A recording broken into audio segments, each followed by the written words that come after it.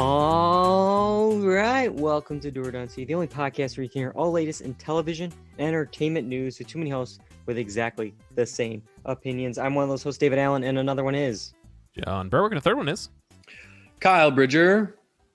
I would say that I am the Eric to John's Phelim to Dave's Phelim's wife. I said some naughty stuff to you, and John was very angry.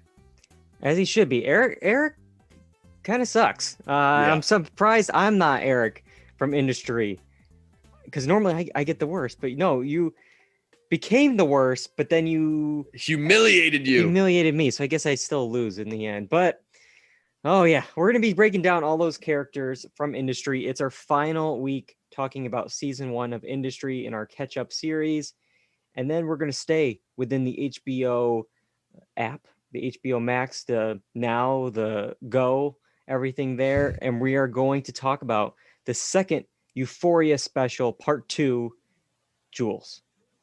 A lot to do tonight. We should jump into the show. So, John, what is this first segment? In and Out Points. In or the out. In or the out. In, out. Yes, it is. It is in and out points. Last Wednesday, January 20th, we said goodbye to Donald Trump and hello to our 46th president of the United States, Joe Biden. And of course, somehow pop culture got all wrapped up in the politics, so we could talk about it tonight. In the early morning hours of Wednesday, Trump released a list of 73 pardons and a bunch of different, commutation? What are those things where they make the commuting of the sentences? Yeah, it's commuting the sentence. Yeah, so hundreds of these, all in total. Lil Wayne got one. Kodak Black got one. One name not on that list, though. Joe Exotic. Joe Exotic, who is serving a 22-year sentence in Fort Worth, Texas, on charges of participation in a murder for hire plot and for violating federal wildlife laws. He sent a handwritten letter in September to Trump, called him his hero. His argument for the pardon, he said, quote, "Just some gay, gun-toting redneck in Oklahoma." That's all he is. That's all he was before the Tiger King fame. Okay. Unfortunately, though, Joe Exotic, he had the stretch limo ready outside, parked near the prison all day on Tuesday. Supporters lining up the facility to see him released. No such luck. He is still in prison. Kyle, pouring one out for Joe Exotic tonight? I mean, probably all of his husbands are, or ex-husbands or whatever. I don't know. This is wild that they had the Hummer or Jeep, stretch Jeep limo, Jeep limo ready for him, and it was all a show. There was I don't think there was ever any intention that he was going to get. And I think there was some I think I heard on the news that some officials were angry. Like, dude, if this guy gets like pardoned before any of my clients, I'm going to be super pissed.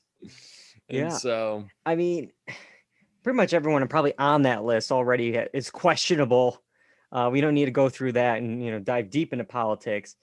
And Joe Exotic, while a fun character in the Tiger King miniseries, not a really great guy if you actually read behind what was missing from the series and what was left on the cutting room floor.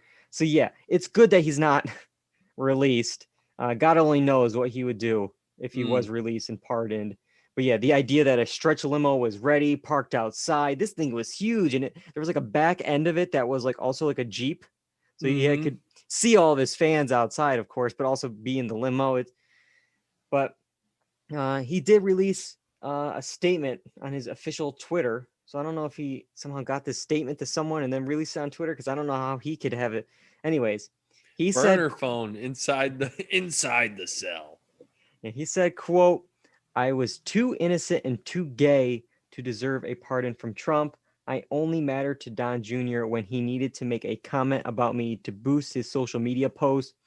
Boy, we were all stupid to believe he actually stood for equal justice. His corrupt friends come first. Don Jr. actually did joke on SiriusXM in April that he'd be willing to speak to his father about the pardon, quote, just for the meme. So What does that even mean? Just for the meme? just for the meme, Kyle. That's how all the cool kids talk, right? That's the Steve Buscemi, Just- what's up, cool kids? Like meme there. Just for the, I would be willing to talk to my, I don't know how that's meme worthy, but okay, Don Jr. But yeah, no. And then I love how what's his name? Tony the Tiger. What is his name? Yeah, Tony the Tiger. King. Yep. Tiger King. I love how he was like, support Trump, and then he doesn't get his way, and he's like, this is total horse hockey, you know? It's just like, Yep. Surprise. I didn't get my surprise. way, so he might as well be Carol Baskin. Yeah. I don't know. I'm hoping, he got this stretch limo. He put all this time and money into this. He may not financially recover from this. We don't know.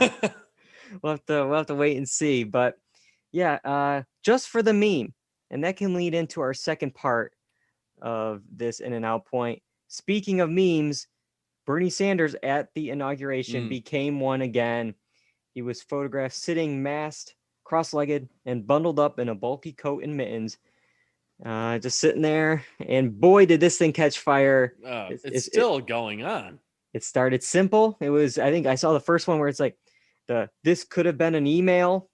That was like the first one where it's like, okay, yep, he's stuck there. Could have been an email. But man, he got added into everything. I saw him on a New York subway seat. He was in classic paintings like The Last Supper, movie screenshots, the distracted boyfriend meme, everywhere. Everything you could possibly think of, there is a meme of Bernie Sanders doing that. Any favorites, John? Any ones that stick out to you that you saw? No, there were a couple clever ones that I got a little chuckle out, but nothing that was really crazy that sticks with me, Yeah, I sent you one. I forgot to add it into the Twitch folder here, but it was from Back to the Future. The fading photo of the family of the McFly family there. Of course, Bernie was there fading away alongside Marty McFly. Kyle, any ones that stick out to you? I mean, not offhand. I've seen so many that it's just like I got like burned out with them. So I kind of just started scrolling past them when I see them.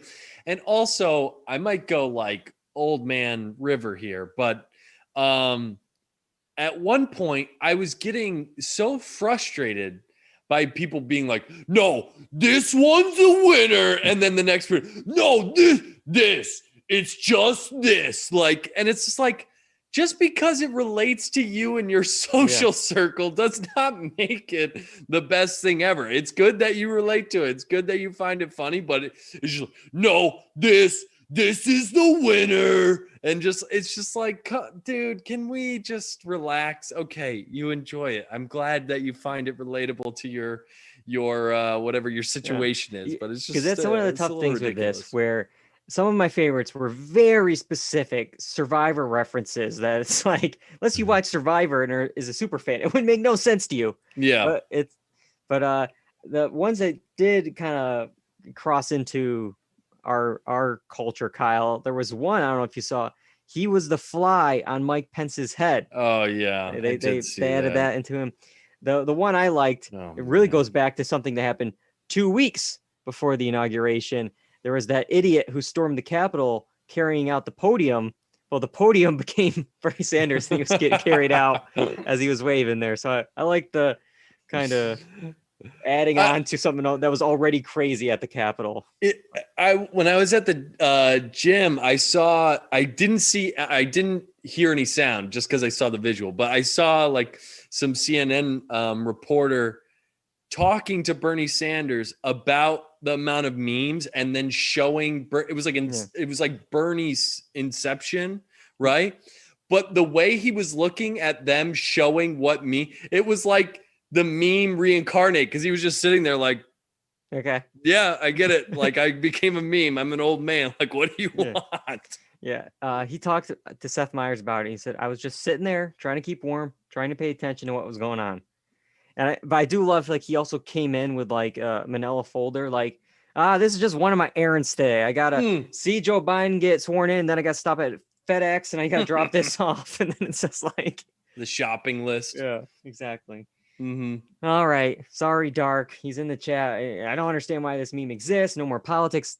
We're done. No more. We are out of politics for in and out points. I will just say, yeah, to go along with that is like, I mean, them putting him in a certain place, but Bernie Sanders alone, it's just a dude sitting there. Yeah. It's just, Yeah. It's really situational. It's like Yeah. like Dave was saying with the Survivor stuff. It's really situational. It feels Yeah. like. So that's why I think a lot of them didn't really land quite so well with everyone. But But yeah, because there's so many, you're bound to find one that it's like, oh, I've seen that movie. I know Yeah. that. Okay.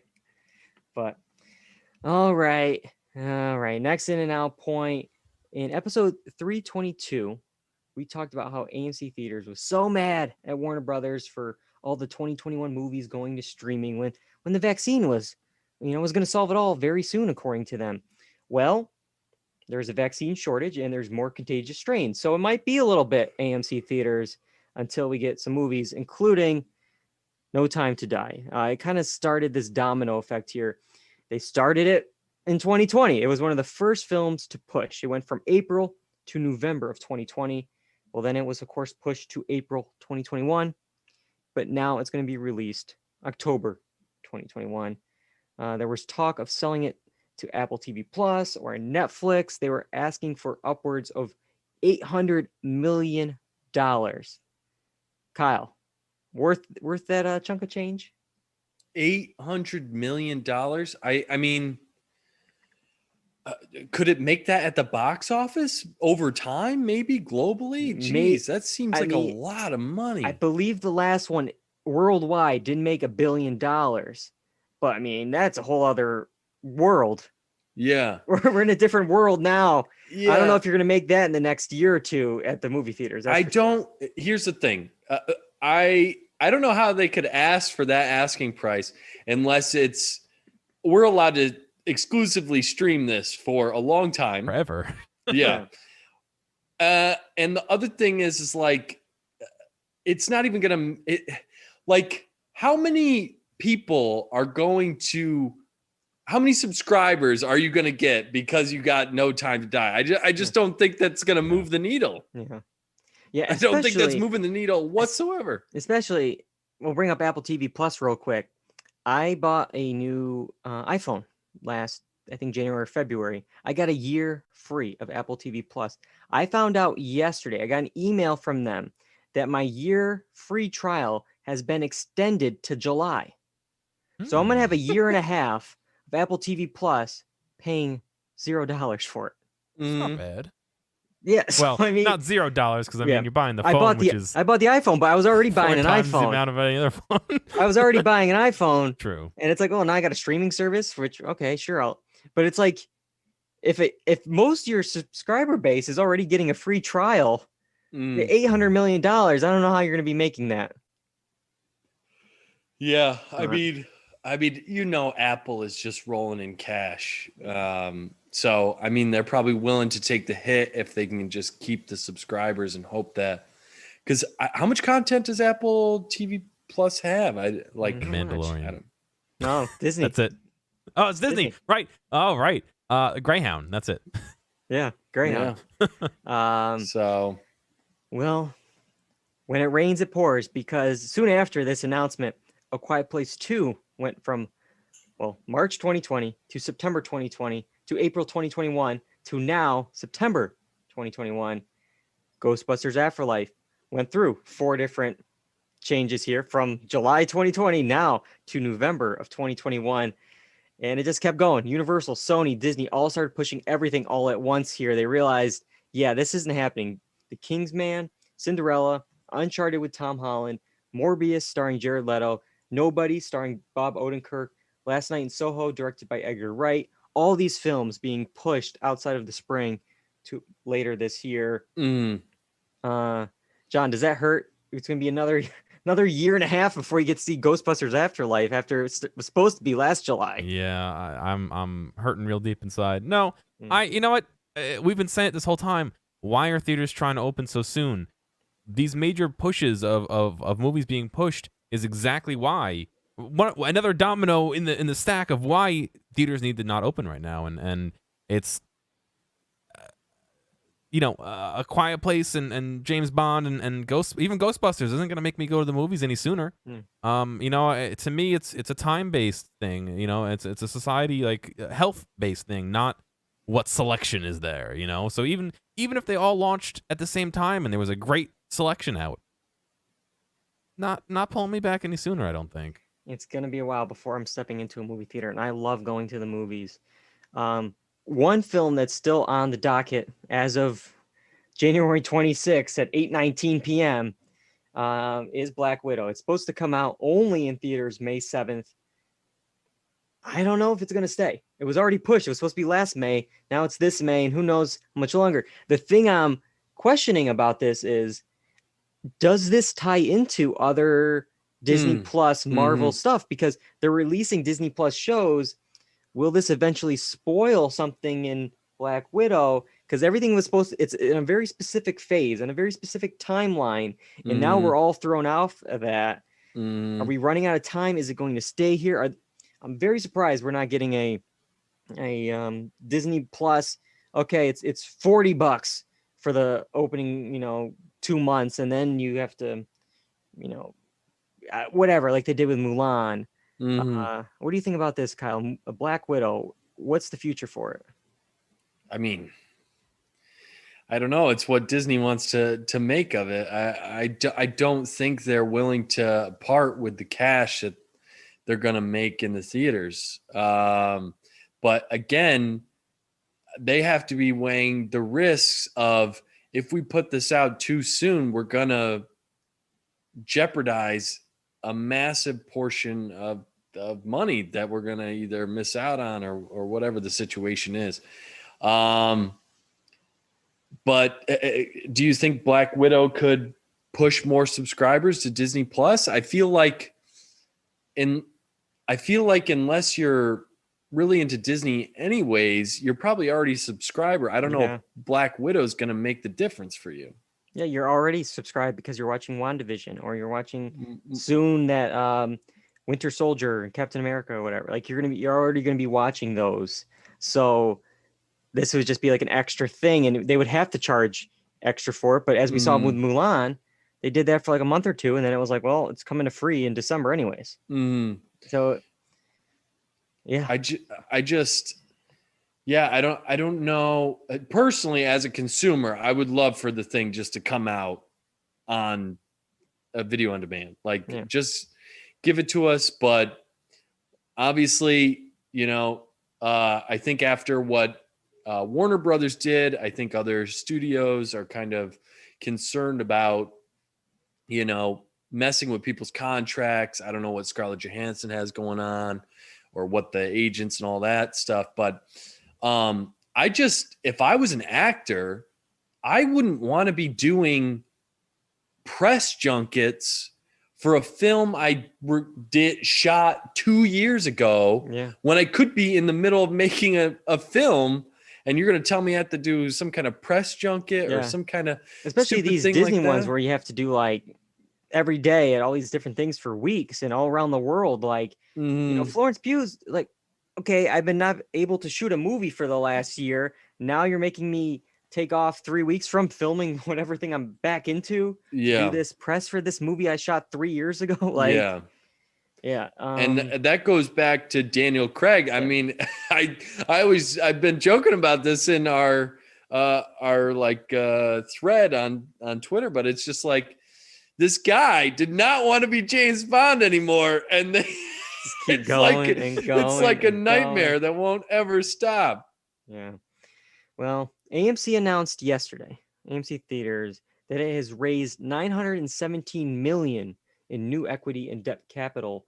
So, quote, this means that any talk of an imminent bankruptcy for AMC is completely off the table. And quote, today the sun is shining on AMC. Dude, So all these places have to tell me how they're somehow making cash. Apparently GameStop is making money, and I don't know how they're closing places and making money. I don't know. It's just wild to me. how did they get another $1 billion on top of the money they had to raise the last time to get out of bankruptcy? And how long will this last them? Because guess what? It's going to be a bit before we're back full force. I mean, even when theaters do open up, it's not going to be, a $1 billion weekend like they used to do. But, yeah. And even still, like, even if we get the theaters back to where they are open, you got to think with the safety protocols, it's not going to be packed houses. There's going to have to be empty seats. There's going to have to be spend more money on cleaning. Cleaning, less probably amount of shows per day. It's like, this sounds, dude, unless they want to go full on demand, I mean, it could be 2022 before we're seeing real results for movies again. At least I'm betting 2023 is when we're finally going to get like normal, returns at the box office for films. And right now there is a film coming out in 2023. It's scheduled. It's our next in and out point. It's a new prequel film. It was announced this week. They're looking at two young actors looking to take the reins from Gene Wilder and Johnny Depp. It's Wonka. Yeah. Wonka. That says it all right there. Collider reported that Timothée Chalamet and Tom Holland are being eyed for the titular role of Willy Wonka. All right, Kyle, I got to ask, when am I buying your ticket? Yeah, I don't know, man. I don't know about this one. It goes back to the IP thing that we always talk about. It's like whatever has some kind of recognizable name, figurehead, anything like that, it's going to get some kind of story involved. This just seems absurd. Are we going to get like Grandpa when he's like 10 years old? Yeah, why not? I think it's kind of interesting. I mean, if you read the book and watched the movie, like, didn't Wonka go like to some crazy land to find the Oompa Loompas and like go on an adventure to save them? So they was have he saving some, them? Yeah. Okay. yeah, they have some like real flex to be able to show some crazy stuff, and kind of make an interesting story. So I'm not saying I'm getting excited, but I would consider seeing it if it doesn't bomb. It's the maybe Better if Call it's Saul. on demand. It's yeah. How did he create his candy empire? I think it could be interesting to see, and it sounds like, at least in the first movie where they were, Wonka was kind of on a downhill. So maybe it gets to that point where he goes on an adventure and he's at the peak. You know what I mean? And then I don't know. I could see potential in it if they get somebody who knows the source material and writes it well, and they don't make it a bad movie. Yeah. You brought up Wonka saving the Oompa Loompas. I think I forgot that. I believe in Tim Burton's 2005 version with Johnny Depp, we did see a little bit of like the prequel of him getting them. The thing I was worried about is, I mean, I don't know how much it plays now in 2023. If we're going to see a white man go to a foreign land to get underpaid workers for his chocolate factory, I'm not sure how's this really going to hold up. But if he's saving them, maybe that's a little bit better. I don't know. Oh my God. But what's interesting about this is, Kyle, we actually did this story before. Does this sound familiar at all? What? No. Back on October 24th, 2016, in episode 148, a week or so before the world changed forever, we discussed an announcement for this exact version that was also being developed then by Simon Rich. He was writing the film. Okay. And it was going to be produced by a Harry Potter producer. And just for fun, let's throw to our discussion to see if our opinions and our thoughts have changed since then. What do you think about all this? First, is this a good idea? And two, when should I buy your ticket?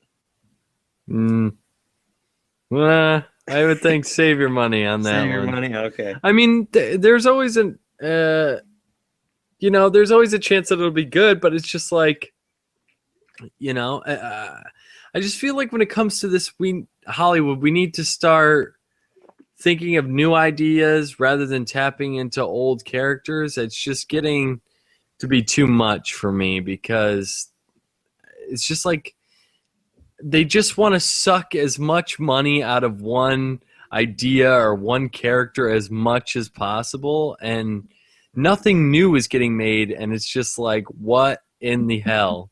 So I just think that if it's done poorly, it's just, what's the point? Why did we go through this kind of thing? And I think eventually all this stuff is going to kind of collapse on itself because it's like the law of diminishing returns. Eventually, the Andrew Garfield Spider-Man movies, I don't believe made what the Tobey Maguire ones did, and it will be interesting to see where these new ones do, because prequels are always hard. You got to make these stories and then end, setting up the character for the Gene Wilder or the Johnny Depp version. You can't just kind of put the character in a spot that where he doesn't end up belonging, which will also make all these, the Han Solo movie and the Rogue One movie, all these movies kind of it makes them tough because they have to end at a certain end point. Yeah. How are they going to get somebody that can do that? Because people already have this vision in their mind of what Willy Wonka is, unless they're going to try and get this new generation that doesn't really know, Gene Wilder, the Willy Wonka, It's kind of like the Jared Leto, Joker. To me, it's like Heath Ledger is the Joker. I'm sure every generation might have a different one, but it's like right now, it's like Jared Leto's performance didn't hold a candle to it because it's Heath Ledger. And talk about dual redundancy. Yeah. Oh my God. It's nice to know that you don't even need me for this podcast. You can just get old clips episodes. from past episodes. Exactly And the it's pretty same much that. point. It's almost word for word too. Yeah, pretty That's much. Pretty good. Yeah. And even and you know what? I mean, I probably did it even slower this time, in my opinion. So I will say, I was listening back to it. I'm like, well, we had some good, thoughtful conversations back then. What happened? Yeah, and it's funny we bring up Jared Leto's Joker, and obviously now we have a different Joker by then, and we saw how the Spider-Man movies did. So some things kind of changed, but supposedly during that time when we were talking about that film, Ryan Gosling, Donald Glover, and Ezra Miller was rumored to star, but now we're going even younger. We're going Timothée Chalamet and Tom Holland. Any of those names stand out to you, Kyle? I mean, yeah, they're both fine young actors. I just feel like with any of this stuff, it's just people throwing out names like, yo, we can get this person, this person, this, and it's just like, are they legitimately like involved? who's hot right now? Or? Like, was it Anna Taylor-Joy or whatever from Queen's Gambit? Yeah. Let's get her involved. Oh, Zendaya. Let's get her involved. And it's just like, who's hot? And let's just throw them in. Like, are they the right fit though? There's no way he would do it now, that's for sure. But Donald Glover, I would actually be interested in Donald Glover doing the Wonka. Like, I think he would have a Han Solo-esque energy, or not Han Solo, Lando-esque energy to the character, and it'd be something different. It would stand out, but I don't know. Let's see here. Can I throw one more clip? Because Kyle, you had a prediction. We were talking about somehow we got into the topic of, I guess, reboots with Jumanji. We talked about The Rock, and then The Rock led us to a Vin Diesel prediction. Let's hear that clip too. Oh God. By the way, Vin Diesel said that the seventh Fast and the Furious, or eighth, whatever they're on, a new one that's going to come out soon. Yeah. Okay. He said it's going to win an Oscar. Well, I'm calling it right now.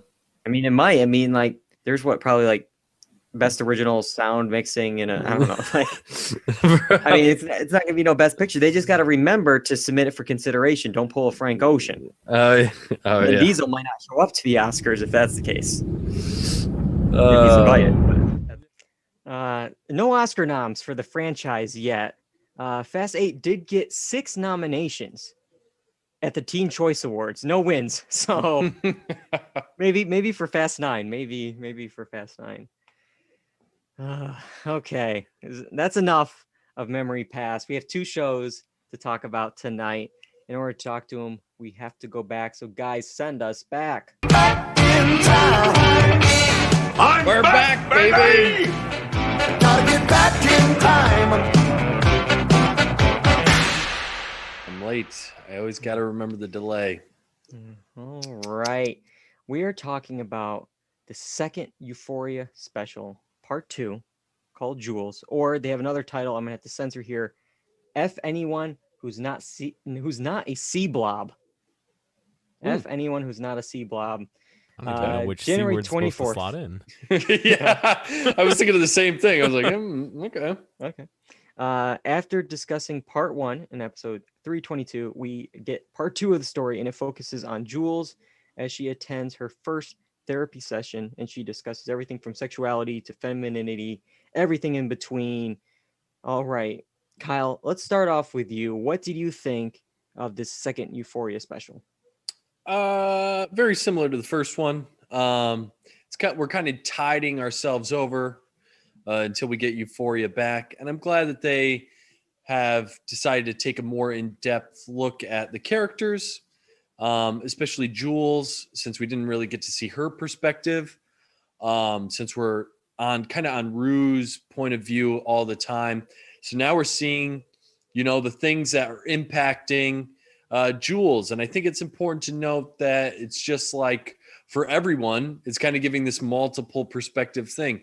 We know how Rue was feeling, and we're kind of her in that moment, but we're not seeing how other people's perspectives are kind of in it. And so it was interesting to see how Jules felt. And I like the kind of the way they did it by talking to a therapist, where we get little cuts to season 1.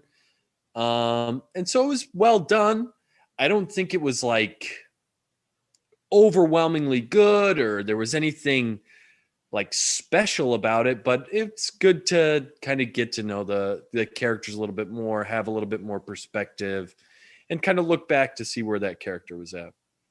Yeah, I agree. There was the use of therapy to kind of fill in what we missed from season 1 of Jules' side. I mean, season 1, Rue is the narrator, pretty much. We see her version of events. And this time we got to see, like, wait, what happened, before Jules and Rue met up at a certain event? Okay, we kind of see Jules' side of things. So that was interesting to get more layers to that. Mm-hmm. And I feel like this episode was more Euphoria-like in like execution and style. Mm-hmm. We start off with like this mesmerizing close-up of an eye, with like flashbacks playing inside of the eye. So you're watching inside of that. And of course, there's a lot of great needle drops in this. And you got the whole visual style, the lighting, everything is here for the classic Euphoria that I feel like, well, the first special was really well done. It was maybe kind of missing that a little bit because it was such more of a play. Mm-hmm. And that's where I'll say, like, there's pros and cons to it, because I feel like this version maybe wasn't as strong as the first one.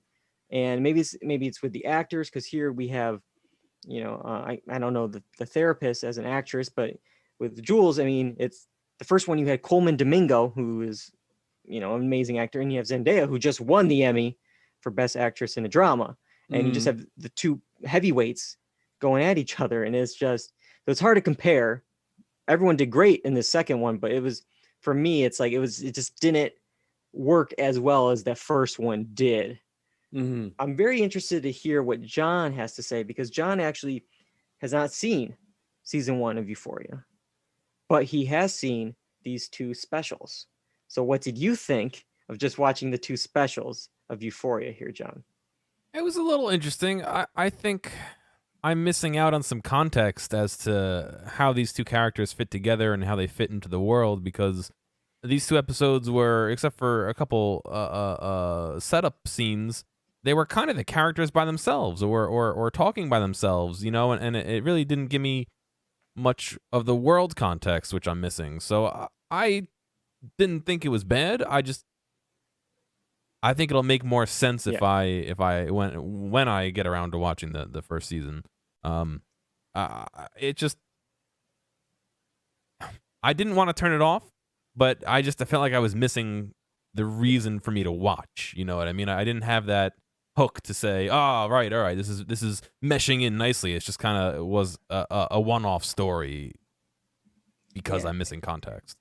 And I mean, I will admit, it was kind of hard for me to connect at points to both of these specials because I believe it was pretty much 2 years ago almost. It was around spring of 2019, I think, when Euphoria season 1 aired. So it's been a long time since I remembered those events, and now I have to remember them again for these specials. So I kind of felt out of the loop at some points.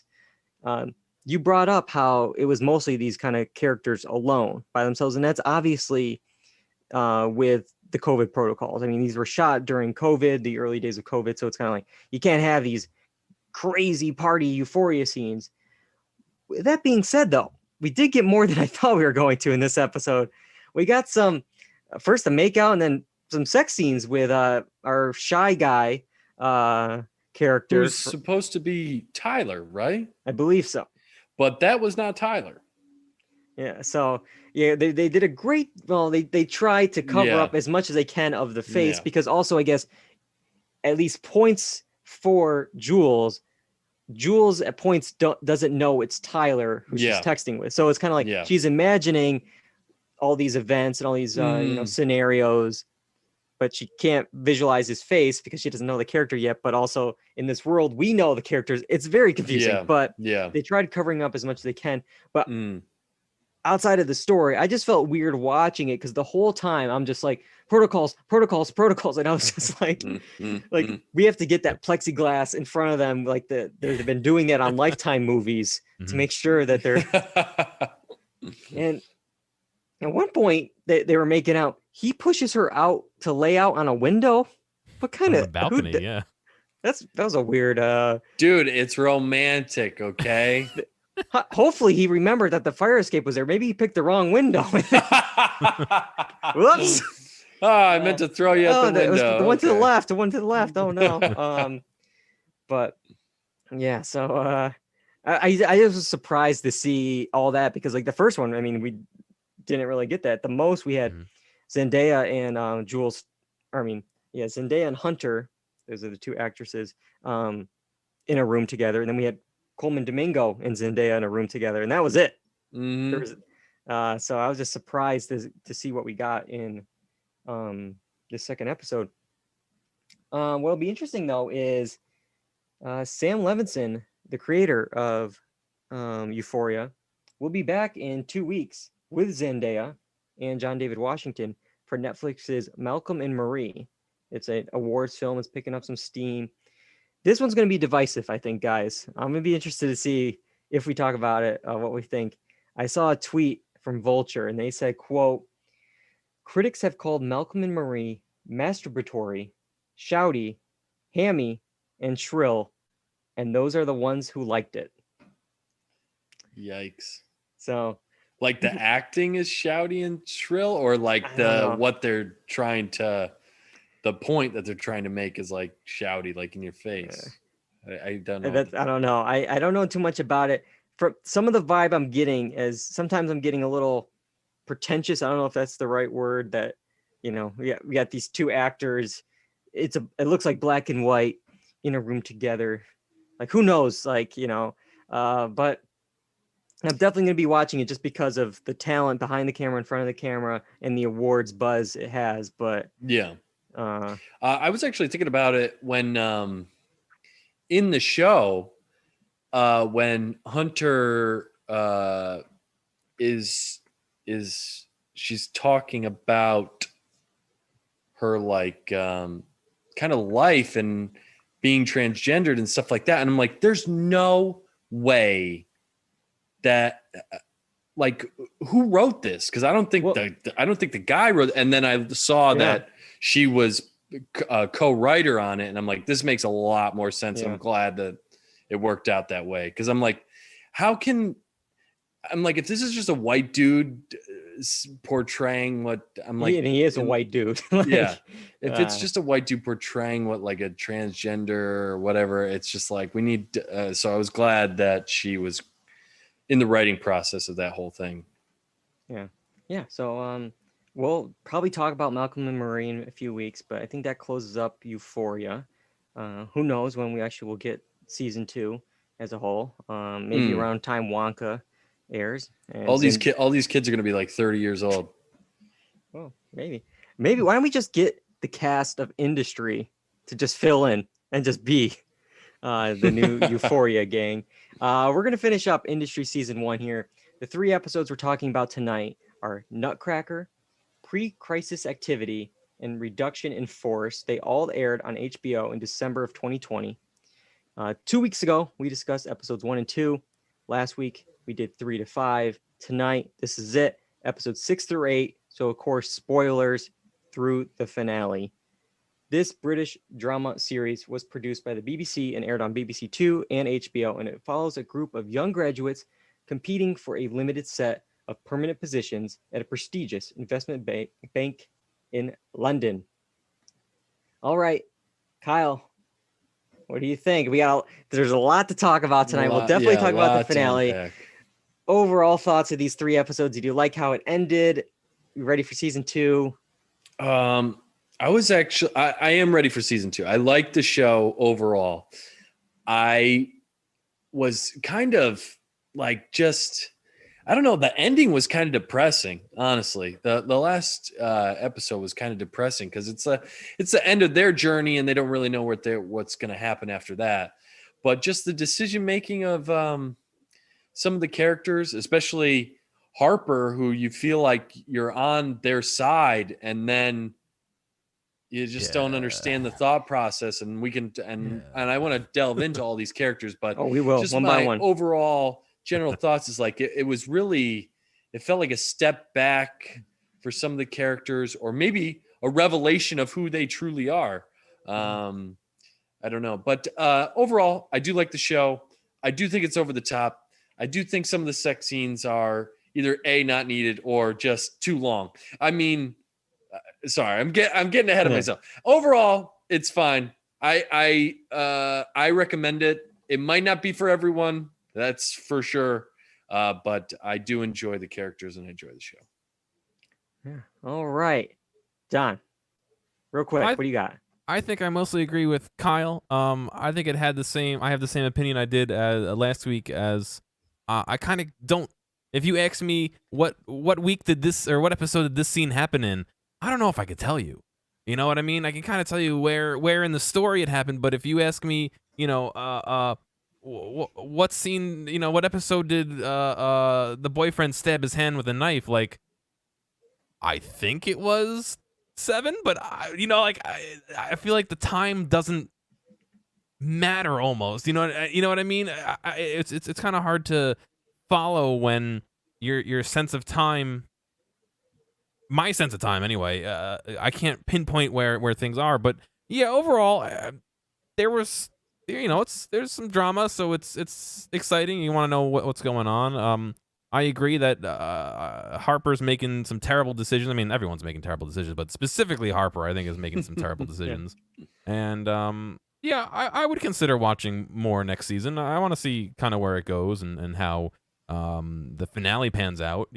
Some big decisions made at the end of that episode. So yeah, Kyle and I, when we both saw the finale and talked about it off air, we both said Bubbles was right. Last week, Bubbles on the podcast was saying not a fan of Harper. I was like, I don't know, let's give her a chance, kind of thing. Yeah. And she just posted in the chat, just popping in to say I still effing hate Harper. Just showed up tonight, Bubbles, for that. But let's start off with Harper here. A lot to unpack with her. Kind of our main character in Industry. Eric, a bunch of trouble here for locking Harper in a conference room. And it kind of snowballs these last 3 episodes, really.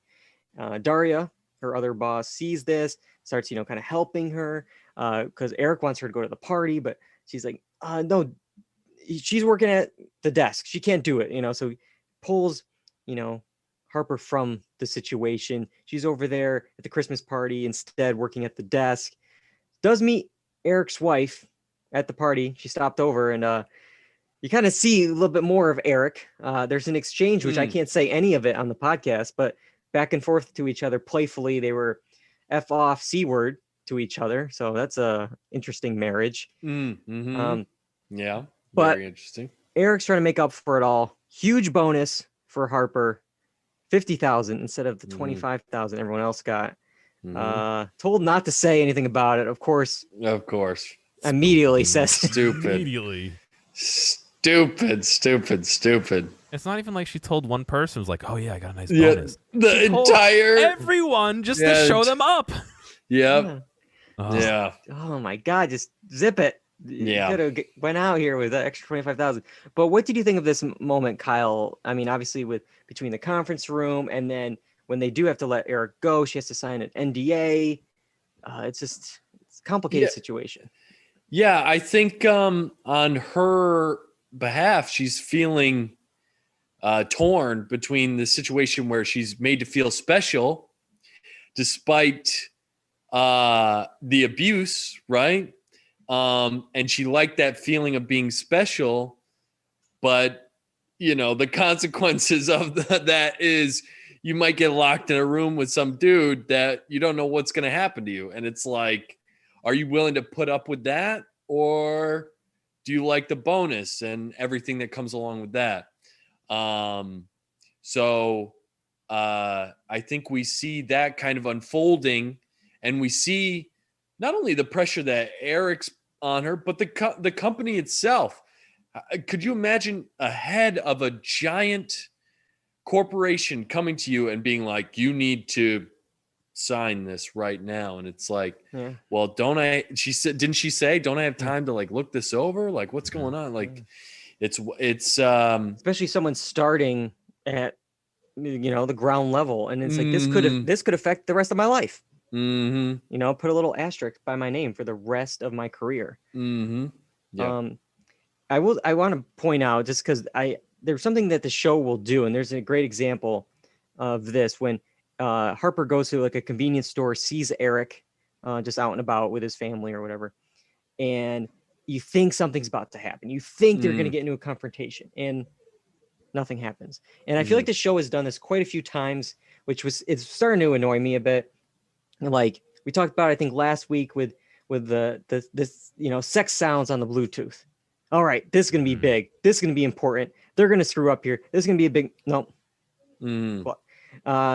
Yasmin drunkenly calls her boss for which I mean I don't blame her, because I hate when they go like I got to talk to you on Monday about something, and it's like, well, can you talk to me about it now? It's Friday. No, it's not Friday material. I'll talk to you on Monday. It's like, so the whole weekend come on, like you're on the edge of your seat. But she calls, and you're like, oh, this is gonna be big. And then when they finally meet up, it's like, yeah, I don't check my voicemail. It's like, come on, like every time you think there's gonna be something, they just go like halfway, half measure. They don't go all the way. It's just they're just teasing. Yeah. But in reality, with that whole crew that Yasmin's working with, she probably could have said everything she wanted, and the guy would have been like, okay, whatever. Just with the operation that they're working with.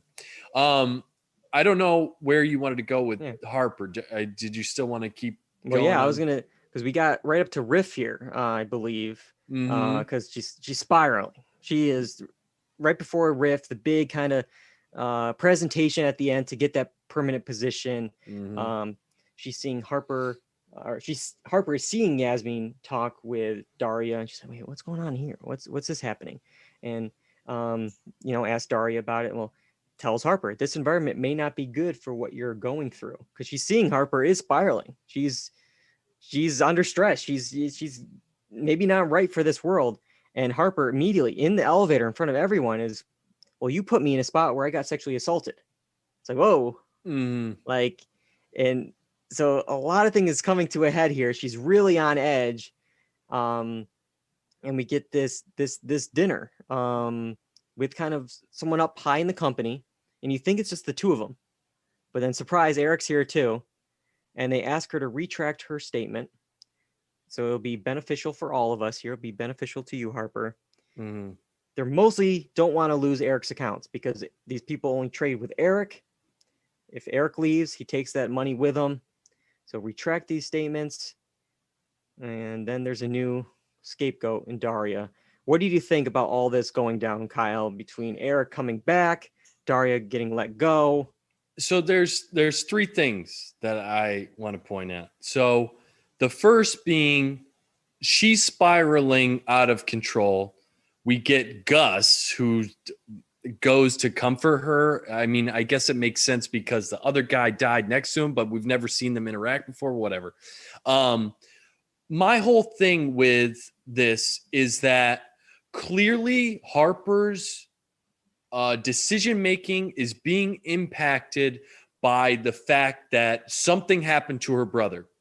And if it's impacting her that much, we as the viewer need to know what that is. And if it's impacting so much and we have no clue what happened with her brother, we know something, that there needs to be more information for the viewer, because that's not enough, because it's clearly impacting. They bring it up before the episode 8 with the season's episode 7 recap. So clearly it's impacting her thinking. We need to know more as the viewer. Otherwise it's just like this Mysterious, aberration. This MacGuffin over mysterious there. thing. Okay. Daria is then talking to Harper, because in Daria's mind, she's trying to create this utopia where, everyone feels comfortable. But in reality, what it looks like is Daria has now usurped the role of Eric, and I'm now Eric, and I'm telling you what is good and what's not, and you're now threatening my money because you're accusing somebody that I'm making money from. Okay, so really, if I was Harper, I'm like, I go from Eric, who I'm good with, and now it's Daria who's trying to sometimes do this. I'm good with, sometimes I'm not. Yeah, it's like I'm on this wishy-washy thing. I don't like, it's the same situation. There's a power struggle here. And then I forgot the last thing, of course, because my brain is stupid. Well, but I'll add one. She's making these really bad decisions, and instead of coming forward to somebody about the assault that she had with the other person, she uses it as leverage with Daria. Yeah. And it's just like, is that really what you want to do? Is that what you want to do? Is use that as leverage and pushing power? And it's just like, the only thing you have to, the only reason you would do that is for personal gain. It kind of, that really kind of solidified for me that she's not in it for anything but her. She's not great. The exact culture that Daria talks about wanting to get rid of, I think that's the culture that Harper feels like she can thrive, or that's where she's meant to be. And I think the point that I was going to make is that the show in general gave Harper and this grad assistant a lot of power. Yeah. Because not only did Eric, who's like a major part of the company, gets fired, but now we're flip-flopping, and now she's fired somebody else who's part. It's like, how does this graduate student who we don't know if we're going to hire or not has this much power? I know there's a lot of other things with like the culture and people died and that expose and everything. But to me, as a company, I would cut my losses and be like, Eric's gone. The girl that worked under is gone. We'll start over new, and we'll deal with it as it comes. Yeah, because there's so many other lawsuits and issues that could come through. I mean, Harper says Daria had her own agenda and pressured her into saying something that isn't true, but it was true. And so it's like she's pointing fingers every which way. And for Harper, sure, like as you mentioned, another grad died. There's an expose out. But they're doing a lot just to keep Harper, when I feel like, Daria could be a PR nightmare because she was wrongfully let go. Eric has some other bad issues. I mean, keeping any of them is bad. It's just the whole department. Just let's clean sweep. Get him out. But we mentioned Yasmin a little bit, and we'll talk about the relationship with Yasmin and Harper. Because I never fully got the relationship. I think I mentioned it last week. Episode 3 it ended. So weird. Yasmin hated Harper. I'm gonna charge you for rent now. I'm annoyed by the sex sounds I'm hearing. Episode 4 comes along. We're best friends. Mm. And it doesn't end here. I mean, it doesn't end well here because any success I have doesn't come at a cost to you. That's what Yasmin said to Harper over this big fight they have at the end of the episode here, where, again, as John kind of pointed out, Harper's in it for herself here. It's all about her. And we get this final shot of the finale where you see Harper holding the book that Yasmin did get her at that party in episode 4, talking about our future. Well, I don't know what that future is going to be in season 2. Yeah. It didn't end well here. Yeah. And what Harper says to, I forget the quote, but what Harper says to Yasmin is true as well. I mean, about her being like basically just being walked all over.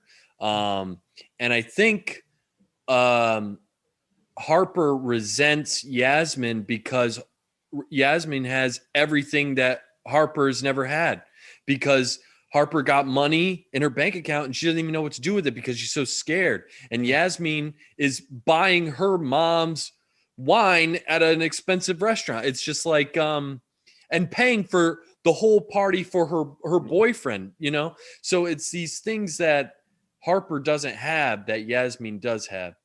And just the other point I want to make about Yasmin is that whole relationship with Robert. Yeah.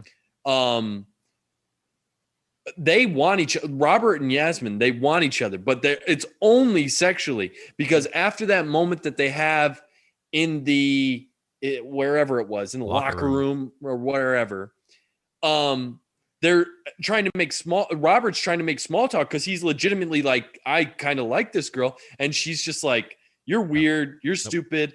And that's because Robert comes from the background that Harper does. He came from nothing and now he's trying to make it.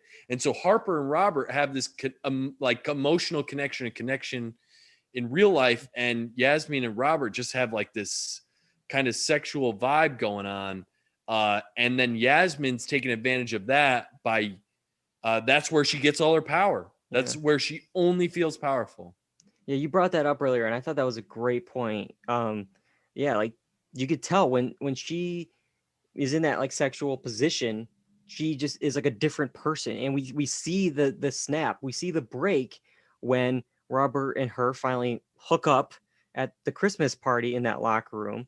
And, it's going to be hard to dance around it, but she gives a command to him saying, eat it.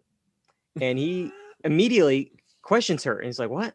And she immediately drops her act. She's like, oh, sorry. And like, she becomes that not naive, but like the person we see working alongside Kenny.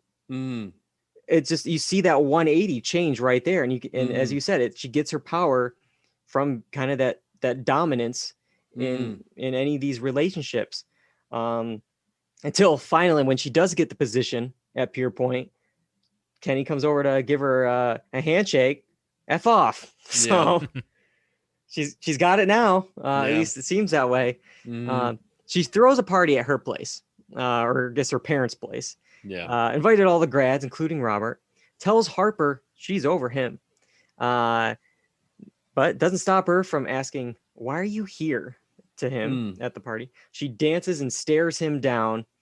But the awkward moment. Oh my God. What I want to talk about though is we get a moment between Yasmin, Harper, and Robert. A moment. Almost. I would say. Almost. A moment. Yeah, that's a way to describe it. She was a little bossy. Harper, why don't you go down there? It's just like, and Harper's like, excuse me? So, I don't know. Is there, really anything between, you mentioned it, between Robert and Yasmin? The night before Riff, Robert's like, hey, what are you going to do if you don't see me again? She's like, well, it depends on who sits in your seat. You've been fun, Robert. Yeah, no, it was all just a power. All these people are seriously flawed in many ways. And I guess it's just like any human being, but they're taking advantage of people. Harper's taking advantage of Yasmin. Yasmin is taking advantage of Robert. And yeah, I don't. All they have is like this sexual connection, and I think it's Yasmin likes the power, and I mean, I think she thinks Robert is like fun, I guess, but by her reactions to him trying to make small talk and like have a conversation with her, she doesn't care about this dude. And I think part of that too is, you know, people who are kind of abused have a tendency to continue that trend, and I think maybe what she's feeling subordinate in the office, she has an outlet to be dominant somewhere else, and I think that that's really funneling that energy from the office through her into Robert, and I think that is fueling it a lot too, and I think part of her getting accepted and maybe not having that pressure means she doesn't need to potentially exert it on somebody else. So that might also be a reason why this kind of is coming to an end potentially. But I think we can all agree that she should have gotten rid of that boyfriend like episode 2. Episode man. 1, I was saying it on the podcast. And thankfully she got rid of that blank face McGee over there where it's just, Jesus, this guy is just boring. And also out of bounds, coming on the day of Rift, this big event for her. It's like, come on, dude, read the room. This is not the time to do this. Wait till tomorrow. She's busy today. Well, let's see. I just want to quickly talk about the two guys. I mean, really, I think this show is about Yasmin, Harper, those characters. But we do have Robert here. He had this moment. He was doing drugs in the bathroom. And there was a funny moment of the three guys trying to become two legs in the bathroom stall.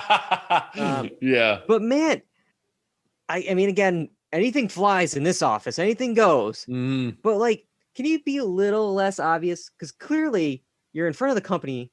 You're on the floor effing around, just playing around, doing different things. But when all three of you guys see that there's somebody in the bathroom, and then you all decide at the same time to walk by that person and leave the stall, I don't know, maybe A, take turns, or B, just wait 30 seconds for that guy to leave. And then walk out. Why do you want to be seen in front of an executive? I don't know. But it was dumb. Gets a bloody nose during his Rift video.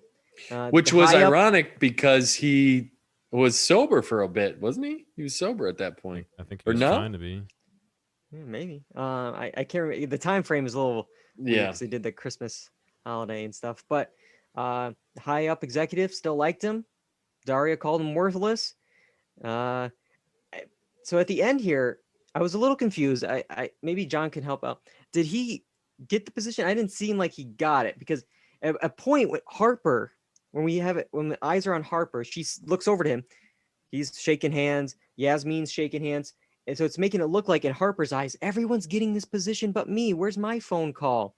So I couldn't tell. But then the moment of him like riding the motorcycle, first of all, I thought he was going to crash. I thought that was going to be the ending moment here of him crashing. But it didn't seem like a happy ending for Robert here. Did he get a position up your point? Did I miss it? think I'm in the same boat as you. I'm not entirely sure. I think it seemed like the one of the guys in the office was saying there's people that's going to relate to him, and that's all that matters. So it's maybe possible a decision that hasn't been made yet. Maybe it either hasn't been made yet, or maybe somebody went over the woman who was making his immediate or their immediate supervisor went over their head and said yes, and he's in, but it hasn't been made clear to the audience. I'm really not sure. That was one of the only people who I was like, I'm not really sure which way he's going.